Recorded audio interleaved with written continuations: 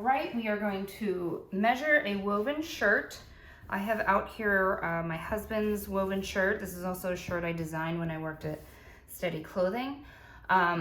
Other materials I have is I have our textbook so that I can reference the illustrated measurement points as well as see a table and sort of those written explanation of what the measuring points are. I have my soft tape measure. I also have my sewing gauge. This is not necessary, but if you've taken any sewing classes, you may own one of these. Helpful for smaller measurements, but not necessary. And then I have rulers. I have a T square and just a clear ruler, and I'll show you what we're going to use these for in a second. I also have my spec sheet printed out and a pencil to write in my measurements. So our first measurement is going to be the neck drop. We want it in the front and in the back. Most shirts have a scoop to the neck or a V or something. They drop in the front. Sometimes they drop in the back. And we want to take this measurement from the high point shoulder, also often abbreviated as HPS. So the high point shoulder is this point right here where the shoulder meets the neck. It's not necessarily at the seam. When our shirt is spread out and laying flat, it is the point at which the shirt breaks from the back to the front, okay? So here's where we can use our rulers because we want to take the measurement from the high point shoulder to this center back neck drop and also from here to here. We want this measurement. So how do we know where this is in the middle of this shirt? So if I place this ruler here and I use the ruler to line up along the high point shoulder, and you can see I kind of had to pull the collar back a little to see that. I now have a starting point to measure down. I'm going to use my sewing gauge just because it's a smaller measurement, and it looks like it's about 3/8 of an inch. I also want to take this measurement to center front, so I'm going to adjust the placket just a bit. Use my sewing gauge again, so 3 inches. If you want to see it with a tape measure, that first measurement is 3/8, that second measurement is 3 inches. So this ruler helps us sort of draw that imaginary line to measure down from, okay? That is your neck drop, front and back. Our neck width is going to be taken from high point shoulder to high point shoulder. So I'm going to pull the collar back again, place my tape measure at the start of one high point shoulder, and hold it to the opposite side. I get 7 1/4.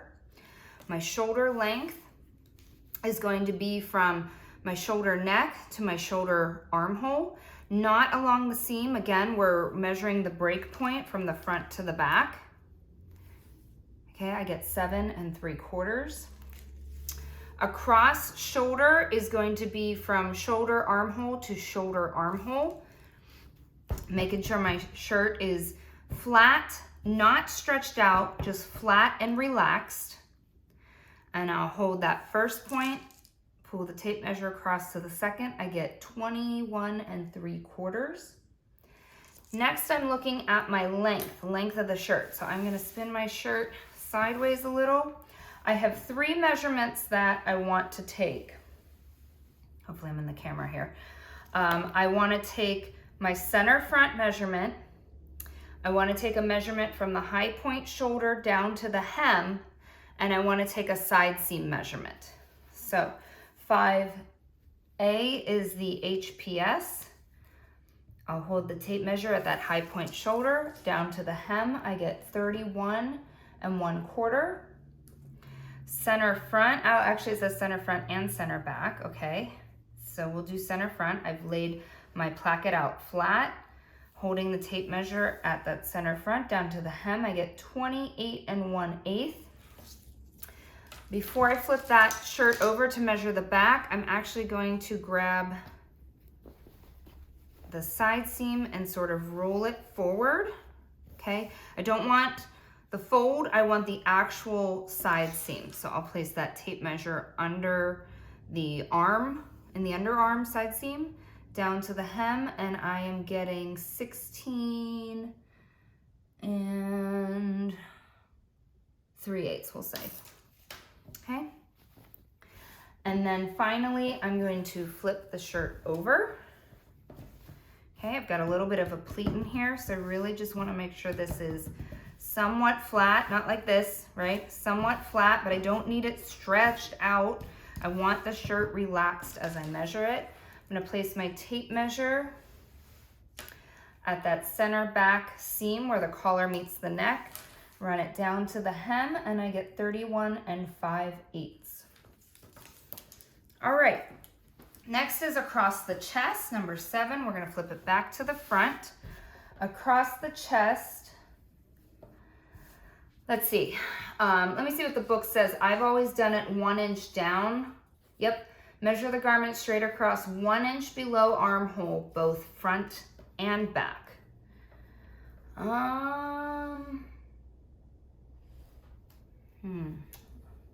Okay, we'll do what the book says. I don't usually measure from seam to seam.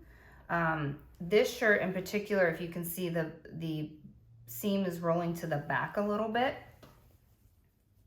Okay, so where am I at? Number 7, across the chest.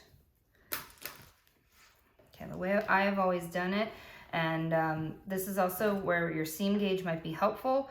I can measure down 1 inch and start my tape measure there, come across to the other side, measure down 1 inch, hold my tape measure, and I am at 25 3/8. So I'm just gonna have you measure on the half. I'm not gonna have you do front and back. The spec sheet or the technical package you're working on should specify whether it's front from seam to seam or just front and back. Front and back from seam to seam or front and back. Okay, across waist is going to be the same. And our waist, I'm referencing the measure points for a woven shirt. Let's see where it defines the waist. Side to side at the narrowest point, or women's wear waistline can be located by measuring 17 inches down from the 8 HPS. Oh, it says 18 inches for men. Okay, so we'll follow our book. And I don't know that I necessarily have a narrowest part, so I'm gonna measure down. Let me get this in the camera here. Okay, so here's my HPS. I'm measuring 18 inches down. I don't have pins or tape on me. This would be a good time for either of those things. I'm just gonna hold my finger there and position my tape measure there, across 24 1/4. Okay, so that's your waist. Bottom edge opening, also known as the sweep, also known as the hem. Can get a little tricky on curved shirts. Actually, the shirt in the book has a curved hem, and it's telling us to just take it all the way around. So we will make sure the shirt is relaxed.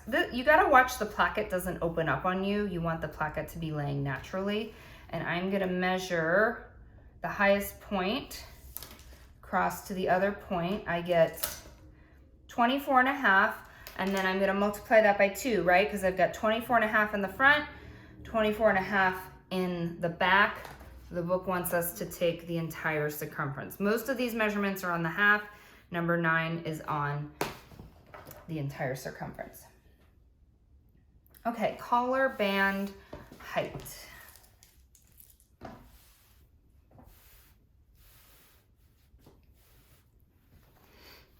Okay, this shirt does not have a collar band, which is perfectly fine. You can reference your textbook, page 81, for the collar band height. Oh no, wait, I lied. Oh, looks like 10. Oh, here it is, page 82, okay. Instead, I'm gonna take my whole collar width, so I'm jumping down to number 11. And I'm gonna measure from the edge of the collar down. I'm at 2 7/8. It also wants to know the width. So in this instance, I'm gonna unbutton the shirt so that I can open this up.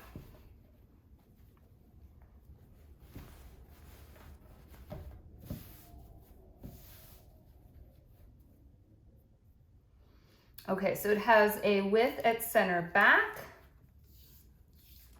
So my width at center back we just took. It has a width at the point.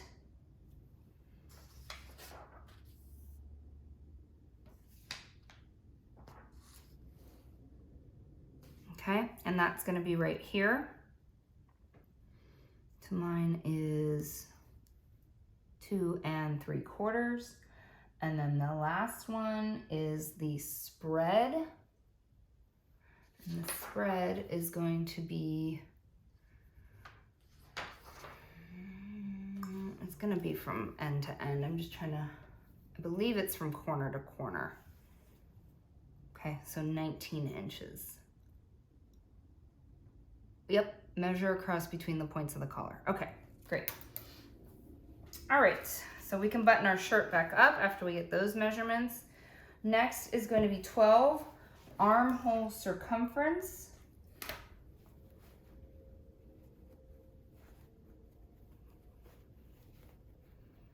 Button this shirt back up.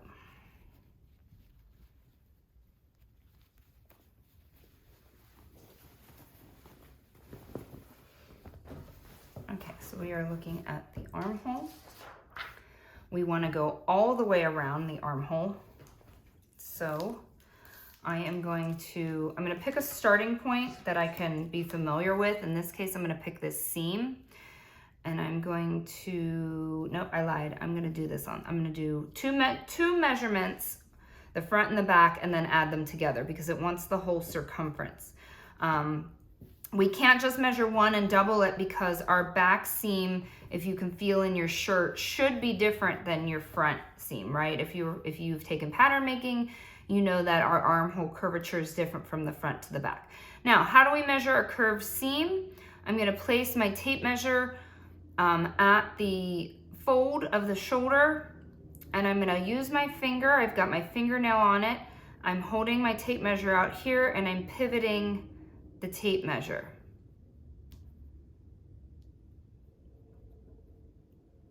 Okay, I'm using my thumb and my finger to kind of work down. You can see this end is, you know, doing its own jam. Okay, and I'm going to come all the way to here. So I'm at 11 3/4 with the front. Okay, if you want to jot that down, go ahead. I'm going to flip it to the back. I'm going to let this armhole stay relaxed, and here's what you can do. You can start your tape measure at, oh my God, I forgot what I just said, 11 3/4. Did I say 11 1/4? Ha! I think I said 11 3/4. So maybe you should write down what you said. Start it at that measurement point.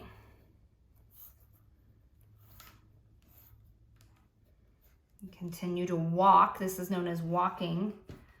Walk the tape measure along that curvature of the armhole. My total is 23.5. Okay, you don't want to do it that way. Measure the front, write it down. Measure the back, write it down, add them together. That'll be your entire armhole circumference. All right, number 13 is going to be upper sleeve width. So my underarm here wants to be kind of puckery. I'm gonna fold my shirt up to let it lay, just take the tension off and help it lay flat, okay? Remember, this is what I'm measuring, so this is what I'm most focused on being accurate. I don't care about the rest of the shirt right now. Upper sleeve measurement, this is usually also known as the bicep and usually runs 1 inch below the underarm seam. So again, I'll take that 1 inch mark it with my thumb, and then run it straight across the armhole. okay? So I'm trying to run parallel with the hem. If you have a longer sleeve, you're perpendicular, right? I use my T-square. I'm perpendicular to the edge of the sleeve. Okay, I'm at 9 3/4. My next measurement, upper sleeve, let's see, 14, 13, sleeve length. Okay, overarm is this here. Underarm is here. Center back and high point shoulder. Okay, so let's do one at a time. Overarm is going to be from shoulder armhole seam down to the hem. I have a short sleeve, so I'm at 9 7/8. Underarm, we're going to find that seam. So I'm kind of spread my sleeve open a little bit to find that seam, holding that tape measure. I've got 6 1/4. Okay, it wants to know the sleeve length from center back. So what we're gonna do is lay the shirt on its belly here, okay? And we are gonna measure from center back down to the edge of the sleeve. And just to make sure you guys can see that in my camera, from center back down to the edge of the sleeve. I'm at 20 1/8. The next is from the high point shoulder down to the sleeve. So I'm at 17 1/2. Okay, so that was AB, that was 14, A, B, C, and D. Okay, next is elbow. This short sleeve shirt doesn't have an elbow. I'm gonna skip it. You can reference your textbook for specific elbow measurements. It is usually, I wanna guess 13 inches down, but reference your book. Sleeve opening. Okay, we flip this back to the front. My sleeve opening is exactly as it sounds. The opening of the sleeve. Okay, I'm at 8 inches. Cuff height, I don't have a cuff. I don't have a cuff opening. I don't have a sleeve placket or length or width. Depth of sleeve hem. So I am down to, let's see which number I'm on. The numbers didn't print out for me. 20, I'm down to 20. So I'm measuring from the stitch line to the hem of the sleeve, 1 inch. You may not have this if you have a cuff or a placket.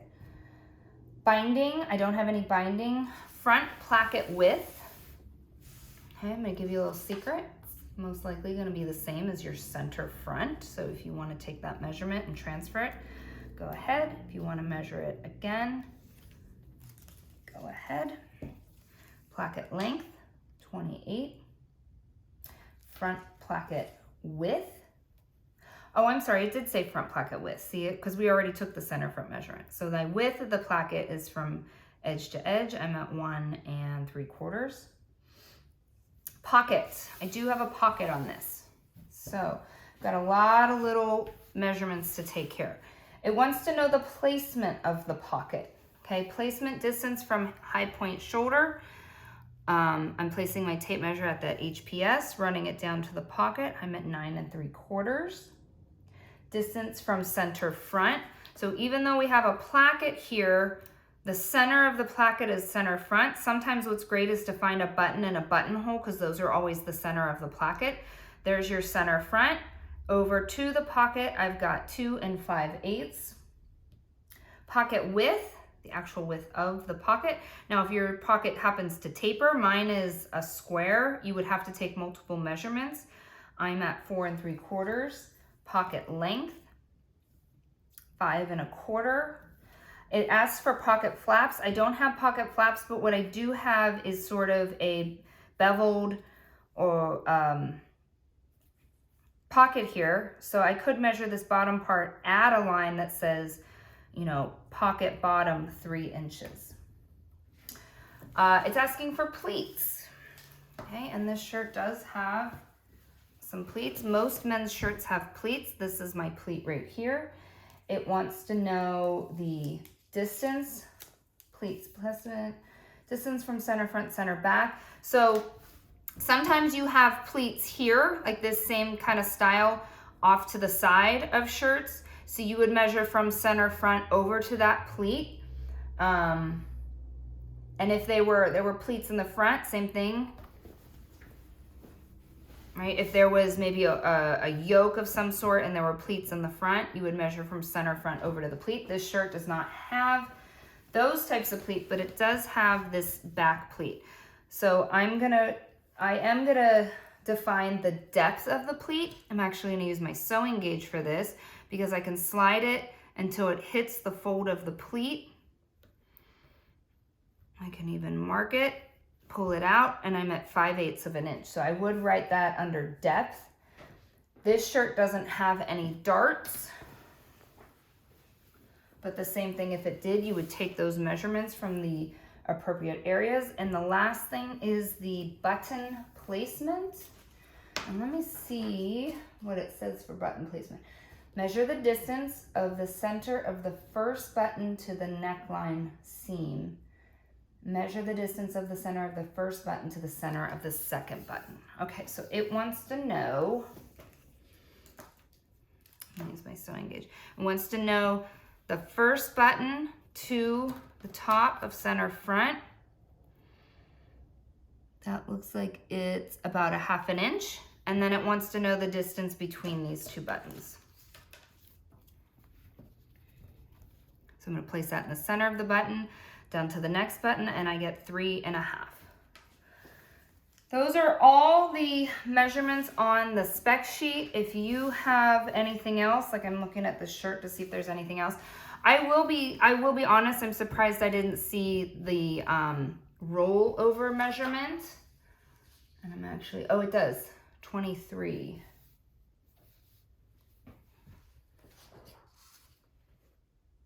Yoke. Oh, did I skip yoke? I did skip yoke, sorry. So jump back to, it was under front placket width. Jump back to yoke.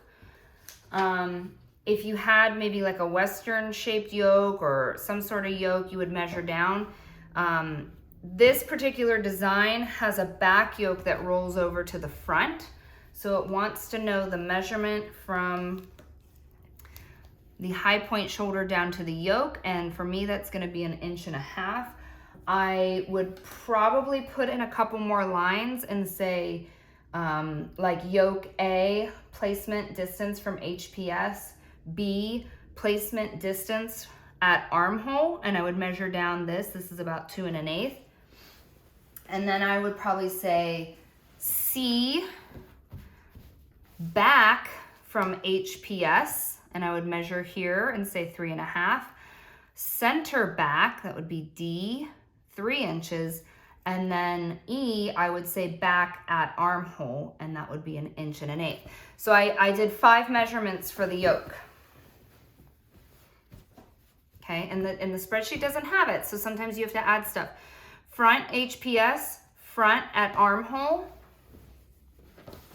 center back, back from HPS, and back at armhole. Okay, and that is how you measure a woven shirt.